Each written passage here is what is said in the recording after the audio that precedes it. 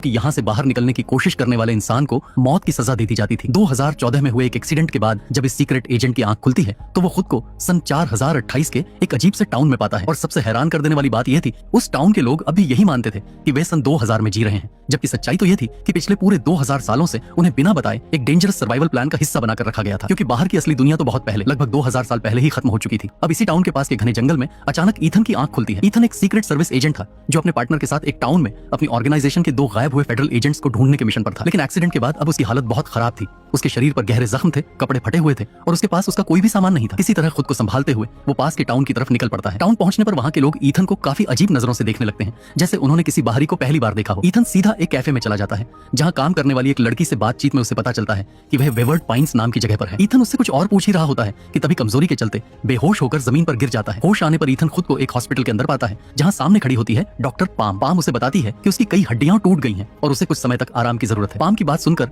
Ethan को धीरे धीरे याद आने लगता है वो अपने एक और साथी के साथ निकला था। रास्ते में उनकी गाड़ी अचानक से एक ट्रक से टकरा गई थी। ये याद आते ही ईथन तुरंत पाम से अपने साथी के बारे में पूछता है, लेकिन पाम बताती है कि उसके साथी की तो वहीं ऑन द स्पॉट मौत हो गई थी, जबकि ईथन किसी तरह खुद को बचाकर गाड़ी से निकलकर जंगल में पहुंच गया था। अब ईथन अपने फोन से अपनी वाइफ को कॉल करके सब बताना चाहता है, लेकिन पाम के मुताबिक उसका फोन और आइडेंटिटी कार्ड पुलिस स्टेशन में है, जिन्हें वो बाद में जाकर ले सकता है। फिलहाल उसे आराम करना चाहिए। लेकिन हॉस्पिटल में कुछ घंटे बिताने के बाद ईथन को सब कुछ बहुत स्ट्रेंज लगने लगता है। पूरे हॉस्पिटल में पाम के अलावा कोई और डॉक्टर नहीं था। माहौल इतना अजीब था कि ईथन अब वहां और नहीं रुकना चाहता था। वो जल्दी से कपड़े पहनता है और बाहर निकल पड़ता है। हॉस्पिटल का कॉरिडोर सुनसान था, न कोई पेशेंट दिख रहा था, हर कमरा बंद था। ईथन अब सीधा पुलिस स्टेशन पहुंचता है, लेकिन वहां भी गेट पर ताला बंद मिलता है। अब उसे लगने लगता है कि शायद इस गांव में कोई अजीब सी हॉलिडे चल रही है। थोड़ा आगे जाकर उसे एक बार दिखाई देती है जहां वो फोन कॉल करने के इरादे से अंदर चला जाता है। बार टेंडर का नाम था बेवरली। ईथन उससे बात करते हुए फोन मांगता है और अपनी वाइफ को कॉल करने की कोशिश करता है, लेकिन बार बार कोशिश करने के बावजूद भी कॉल कनेक्ट नहीं होती। बेवरली उसकी बेचैनी देखकर उससे पूछती है कि आखिर हुआ क्या है। ईथन उसे अपने साथियों के गायब होने और अपनी हालत के बारे में सब कुछ बता देता है, लेकिन जैसे ही बेवरली उसके खोए हुए साथियों के नाम सुनती है वो तुरंत चुप हो जाती है, जैसे उसने कोई बहुत बड़ा राज सुन लिया हो। अभी के लिए बेवरली ईथन को एक पेपर पर एक एड्रेस लिखकर देती है और मुस्कुराते हुए ये भी कहती है कि अगर उसका मूड कभी खराब हो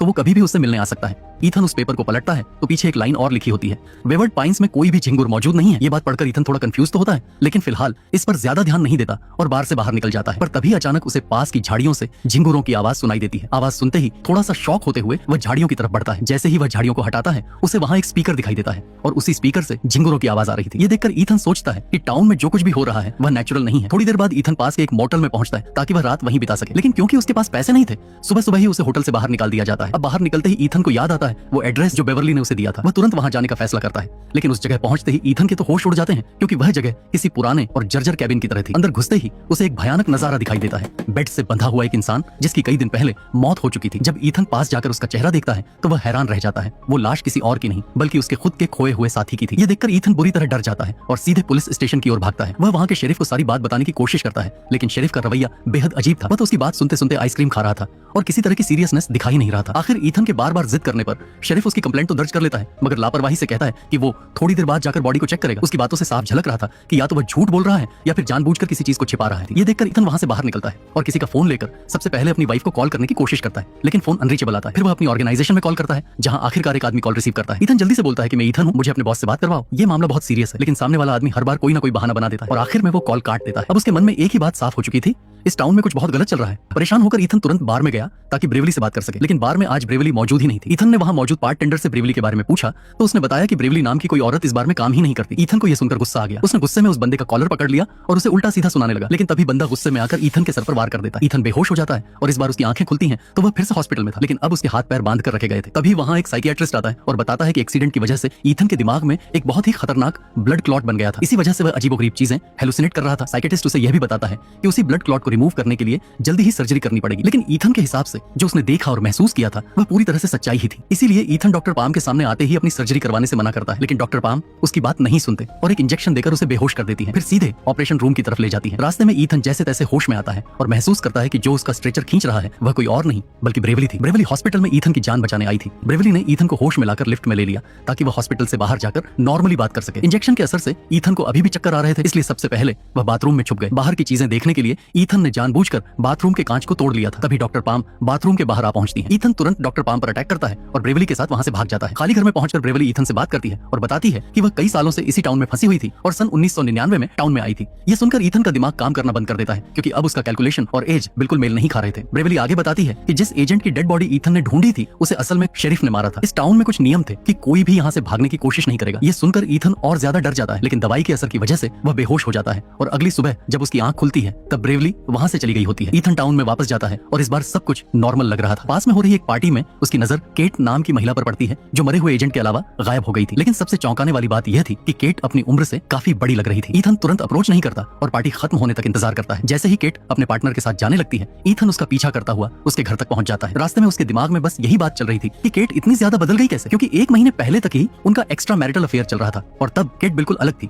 ईथन हिम्मत करके केट के घर की डोरबेल बजाता है और उससे बात करने की कोशिश करता है। शुरू में केट अपने पति के सामने ऐसे दिखावा करती है जैसे कि वह ईथन को जानती ही नहीं। थोड़ी देर में वह अपने पति को किसी काम के बहाने से अंदर भेज देती है और ईथन को बताती है कि पूरे टाउन में हर जगह सीसीटीवी कैमरा लगे हुए थे और 24 घंटे उनकी हर मूवमेंट पर नजर रखी जा रही थी। इसीलिए केट ने ईथन से कहा कि वह अभी बहुत ज्यादा सावधान रहे। मगर ईथन का मन अभी भी यह जानने में लगा था कि केट इतने समय में इतनी बदल क्यों गई। केट के हिसाब से वह पिछले 12 साल से इस टाउन में थी, जबकि ईथन की जानकारी के अनुसार केट बस 1 महीने पहले गायब हुई थी। यह सोचकर ही ईथन का दिमाग दंग रह गया। केट ने आगे किसी भी सवाल का जवाब देने से साफ मना कर दिया और हंसते हुए ईथन को वहां से जाने को कहती है ताकि कोई भी उनके ऊपर शक न करे। केट की बातें सुनने के बाद ईथन जल्दी से जल्दी इस अजीब टाउन से बाहर निकलना चाहता था। उसने थोड़ी दूर जाकर पास खड़ी एक गाड़ी का शीशा तोड़ दिया और किसी तरह से गाड़ी को रोड पर भगाते हुए टाउन से बाहर निकलने की कोशिश की। कुछ ही देर में ईथन टाउन के एंट्री बोर्ड के पास पहुंचा और उसे लगा कि शायद अब वह टाउन पीछे छूट जाएगा। मगर कई घंटों तक लगातार ड्राइव करने के बावजूद अचानक वही बोर्ड सामने आ गया जो उसने पहले भी देखा था। यह देखकर ईथन समझ गया कि रोड के रास्ते से वह टाउन से बाहर नहीं जा सकता।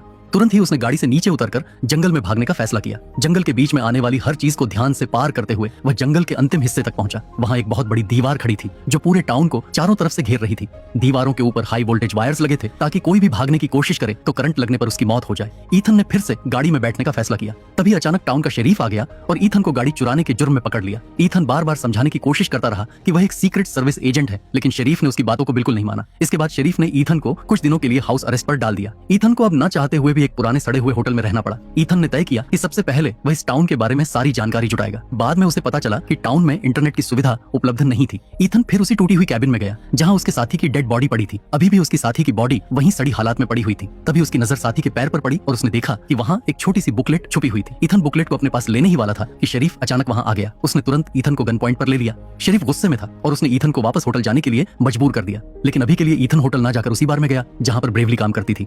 किस्मत से बार में पहुंचने पर ब्रेवली खुद ही मिल गई। उसे देखते ही ब्रेवली ने सबसे पहले बार के गानों का वॉल्यूम तेज कर दिया और फिर डांस करने का दिखावा करते हुए ईथन के कान में फुसफुसाई कि जो मरा हुआ एजेंट ईथन के साथ काम करता था वह पहले ब्रेवली के साथ मिलकर टाउन से भागने की योजना बना रहा था। उस एजेंट ने टाउन का एक डिटेल्ड मैप बनाया था और हमेशा उसे अपनी एक बुक में रखता था। गांव वालों को उनके बारे में पता चल गया, जिस वजह से भागते समय उसकी जान चली गई। अब ईथन समझ गया कि टाउन से बाहर निकलने के लिए उस मैप की जरूरत कितनी जरूरी थी। ब्रेवली ने उसे कुछ पैसे दिए और खाने के लिए कहा। पैसे लेकर ईथन कैफे गया और वहाँ कॉफी खरीदी। कॉफी के दौरान ही वहाँ काम करने वाली एक औरत ने उसे बताया कि उसकी एक्स्ट्रा मैरिटल अफेयर वाली गर्लफ्रेंड पास की टॉय शॉप पर काम करती थी। इस जानकारी के बाद ईथन तुरंत ही उस शॉप पर गया ताकि पता लगा सके कि आखिर उसके साथी की मौत कैसे हुई। मगर केट ने जानबूझकर इस बारे में कुछ भी नहीं बताया। जब ईथन शॉप से बाहर निकला उसकी नजर एक फोटो फ्रेम पर पड़ी जिसमें टाउन के रूल्स लिखे हुए थे। पहला रूल ये था कि कोई भी टाउन से भागने की कोशिश नहीं करेगा। दूसरा रूल ये कि टाउन में किसी से भी अपने पास्ट के बारे में बात नहीं करेगा। तीसरा और सबसे अजीब रूल ये था कि हर बार फोन कॉल्स को आंसर करना होगा। ईथन को यह सब पढ़कर काफी अजीब लगा, लेकिन उसने फिलहाल हॉस्पिटल की ओर रुक किया। वहाँ भीड़ न होने की वजह से वह जल्दी ही मुर्दा घर तक पहुंच गया जहाँ मरे हुए लोगों का सामान रखा जाता था। उसने तुरंत वह बुकलेट अपने पास रख लिया और ब्रेवली के साथ जंगल की ओर निकल गया।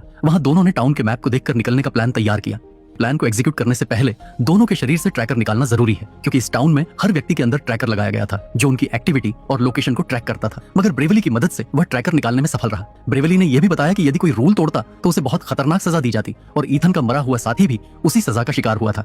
ईथन ने तय कर लिया कि वह किसी भी सजा को झेल कर भी बाहर निकलने की कोशिश करेगा। इसके बाद वह टाउन में वापस प्लान को पूरी तरह तैयार करने चले जाते हैं। रास्ते में ब्रेवली और ईथन की मुलाकात केट और उसके पति हेरोल्ड से हो गई। केट ने ईथन से बात करते हुए उसे ब्रेवली के साथ अगले दिन शाम के डिनर के लिए अपने घर इनवाइट किया। ईथन ने थोड़ी सोच विचार के बाद तुरंत हाँ कर दी। ब्रेवली को यह थोड़ा अजीब लग रहा था, मगर फिलहाल उसने कुछ नहीं कहा। ईथन वापस अपने होटल गया और मैप को देखकर टाउन से भागने की योजना बनाने लगा। तभी उसने मैप में देखा कि एक पेड़ के ऊपर कुछ निशान बने हुए हैं। इसका मतलब यह साफ था उसके मरे हुए साथी ने वहाँ कोई जरूरी सामान छुपाया था। अगले दिन सबसे पहले ईथन ने अपनी ट्रैकर चिप होटल के बेड पर रख दी और जंगल की ओर चल पड़ा। वह पेड़ के के पास पहुंचकर ऊपर चढ़ गया और सामान निकालने लगा। इसी बीच उसे पास से गोलियों की आवाज सुनाई दी। पेड़ के ऊपर से ईथन ने शेरिफ को देखा जो किसी चीज पर लगातार फायरिंग कर रहा था। ईथन ने फिलहाल उस पर ध्यान नहीं दिया और अपने काम को पूरा कर लिया। जंगल पार करके वापस गांव पहुंचते ही ईथन शाम के समय ब्रेवली के साथ केट के घर की ओर बढ़ा। शुरू में ब्रेवली थोड़ी हिचकिचाई, मगर ईथन ने समझाया कि आज रात ही उनका टाउन से निकलने का समय है और प्लान तैयार है। इससे ब्रेवली भी मान गई और साथ में घर पहुंच गई। डिनर के दौरान थोड़ी देर ईथन ने केट से बातें की और फिर वॉशरूम जाने का बहाना बनाया। वॉशरूम में जाकर सबसे पहले उसने चेक किया कि कहीं कोई सीसीटीवी कैमरा तो नहीं है। पूरी तरह सुनिश्चित होने के बाद उसने अपना ट्रैकिंग डिवाइस वहीं रख दिया। इस बीच ब्रेवली केट और हेरोल्ड से बातें कर रही थी। जानबूझकर उसने अपनी बेटी का जिक्र किया, जिससे यह साबित होता था कि वह टाउन आने के बाद से अपनी बेटी से नहीं मिल पाई थी। पास्ट के बारे में बात करने के कारण उसने टाउन का एक रूल तोड़ दिया, मगर उसने खुद को परेशान होने का बहाना बनाकर बाथरूम की ओर चली गई। काफी समय तक ब्रेवली बाहर न आने पर केट और हेरोल्ड को उनके भागने की योजना समझ में आ गई। इसी दौरान ब्रेवली और ईथन घर के बाहर निकल चुके थे। ईथन ने शुरुआत में ब्रेवली को समझाया कि उसके मरे हुए दोस्त के पैकेज की मदद से ही उन्हें टाउन से बाहर जाने के कुछ क्लूज मिले हैं। अचानक आसपास के सभी घरों की लाइट जल गई और घरों में मौजूद फोन बजने लगे। इसके तुरंत बाद हर घर से लोग हथियार लेकर बाहर आ गए और ईथन और ब्रेवली का पीछा करने लगे। अब सवाल यह था कि क्या वे दोनों टाउन का ये रहस्य पूरी तरह से जान पाएंगे, क्या वे टाउन से बाहर निकल पाएंगे और उससे पहले क्या गांव वाले उन्हें मार देंगे या नहीं। जानने के लिए लाइक और सब्सक्राइब जरूर करें और नेक्स्ट पार्ट के लिए कम से कम 50 कमेंट करवा दें। मैं हूं नैरेटर V8। मिलते हैं अगले डेडली कहानी में।